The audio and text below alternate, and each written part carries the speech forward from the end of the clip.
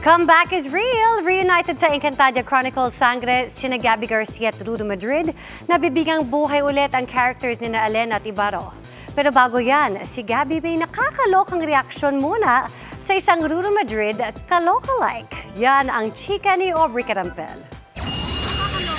Nakakaloka lang si kaloka-like. Yan ang reaksyon ni Gabby Garcia nang mabalitaan ang pang-name drop sa kanya kamakailan ni Ruru Madrid kaloka-like sa segment ng It's Showtime. Paano ba naman kasi si Black Rider wannabe? Nawalan yata ng preno. Sinong artista ang pinag-awayan nyo? 1, 2, 3, go! Gabby. Maging ang girlfriend ni Ruru na si Bianca Umali na guest hurado sa noontime show, napabalikwas tuloy sa kanyang kinauupuan.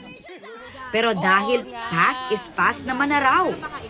Alam mo, feeling ko si Gabby Concepcion talaga to. Parang hindi ako to. Pero well, kidding aside, I'm happy for both Bianca and Ruru naman talaga. And it's nice to see them happy then together. Reunited nga raw sila ni Ruru sa Encantadia Chronicles Sangre, reprising their roles as Alena at Ibaro. Lalokohan nga kami na Gabby after 8 years. Isipin mo, naging Alena at Ibrahim Ibaro ulit siya at ako. So, nakaka-throwback lang, nakakatuwa. Matagal na panahon na yon at nakakatuwa. I mean, kami dalawa ni Gab, the last time na nakasama ko siya sa taping ng Sangre, nag-catch up kami, nagkwentuhan kami. So, you know, parang masarap lang sa puso na parang, you know, parang nagre-reunion lahat. Si Gabby very happy rin daw with boyfriend Khalil Ramos. Recently, pinost pa ni Gabby ang kanilang food trip sa Vietnam.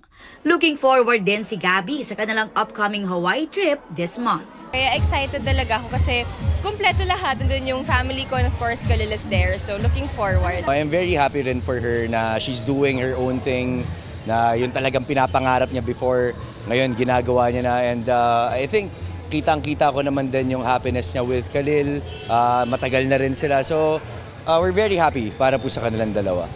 Aside from acting and traveling, enjoy rin si Gabby sa kanyang hosting duties. Katunayan, siya ang nag-host ng opening ng ine-endorsong beauty clinic na dinaluhan din ni Ruru at ni GMA Network Incorporated Senior Vice President, Attorney Annette Gozon Valdez.